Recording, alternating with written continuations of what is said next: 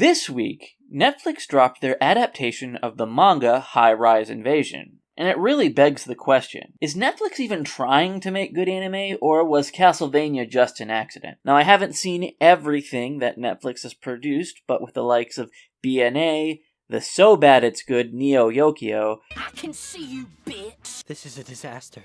And now High-Rise Invasion, their track record isn't great. High-Rise Invasion is based on a manga by the same name. I haven't actually read the manga, mind you, but it does seem that most of my criticisms do stem from choices that were faithfully translated to this medium. The title, High-Rise Invasion, may sound like a series you'd find on an adult website, but it's actually a bland premise that we've seen done in better manga in the past. Gantz would be a really good example. It's basically a bunch of schoolgirls who have been transported to some seemingly digital battle world in order to compete to become a god, whatever that means, in this realm. But the major obstacle is a bunch of Shy Guy cosplayers known as masks, or angels later on, who base their whole being on a singular theme, like it's Mario Party meets the Warriors. Right off the bat, things aren't great. Everything about this anime is generic. Even the opening is boring. Characters are showcased with these low, sweeping camera angles zooming in and out, but it doesn't even go full circle.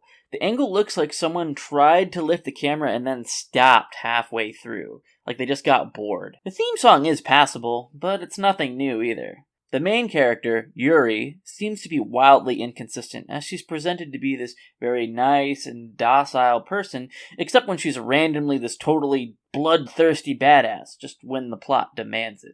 The rules of the world seem to be whatever makes it sound the most mysterious, but the mystery isn't paced well enough to get you invested. We really don't know anything about these characters before the show started. Heck, most of them are amnesiacs. Yes, there's more than one! The support characters consist of maniacs and the brainwashed.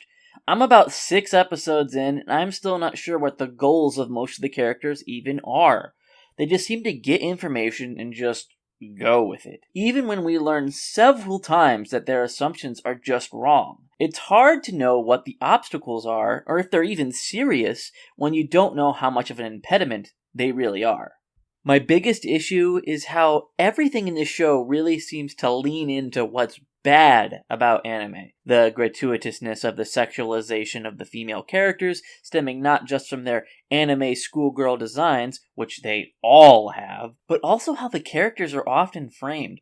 The characters are frequently drawn from an upward angle, exposing their underwear, or there'll be scenes where their clothes are ripped or burnt off. This happens multiple times, and they seem to fawn over almost every significant male character that they meet. All of this could be forgivable if the fight scenes brought something new or extraordinary to the table, but they don't. They're really boring.